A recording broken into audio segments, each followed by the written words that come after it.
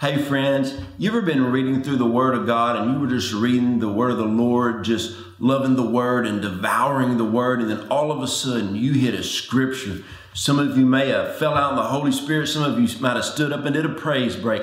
I read a scripture the other day in the Word. I've probably read this scripture 1,000 times because it is in my favorite book in the Bible, Ephesians. But when I read it, man, it just jumped off the page to me. So I'm going to read it to you, then we'll break this down. It's in Ephesians 4:1. As a prisoner of the Lord, I plead with you to walk holy in a way that is suitable to your high rank given to you by your divine calling. Now, you know what the word prisoner means. It means to be in complete custody of somebody else. So the scripture starts off by saying that I am in complete custody to the Lord. And then it goes on to talk about, he said he's pleading with the people that can you please walk holy as unto the Lord?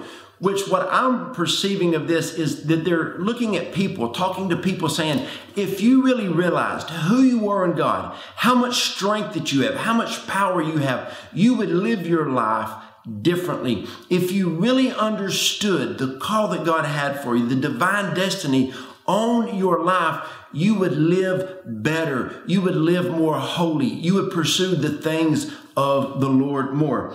And then it goes on to say, in a way that is suitable to your high rank. Now think about that. Why would he address them according to your high rank?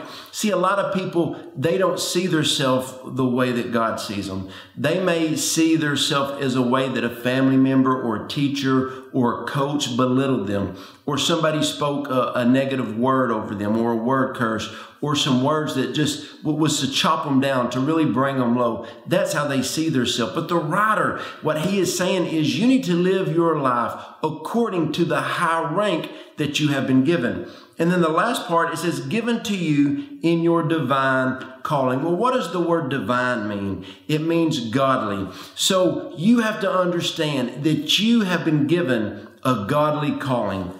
God gave every one of us gifts, talents, and abilities, and he has placed us in a place that we can learn, be equipped, trained, and stretched, because in due season, he will plant us in a place to prosper. When you understand that you are a prisoner of the Lord, you are fully committed, you are in full custody with the Lord, it will change the way that you look at life. It will change the very outlook on your life, and it will change the way that you live and the way that people see you. And so the writer is urging us. He is trying to persuade us, to speak to us, encourage us, that if we could see the way that God sees us, if we really understood all that God had for us, then we would live our life in a different way. We would live holy as unto the Lord. We would probably push aside some of the earthly entertainment that we have and things that we spend our time on that really don't matter, and fully just give ourselves to the things of the Lord. And when you have an encounter with God, it will thrust you in to a deeper walk with him, and understand that you have a high rank upon your life and you have a divine calling, and God has more for you than you could ever even imagine.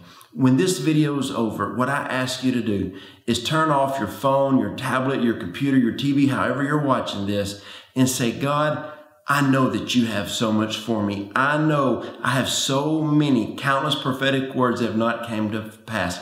God, speak to me. God, re-encourage me and let me go after the divine calling that I have. I hope this helped you, and I believe in you, and I know that God has great things in store for you.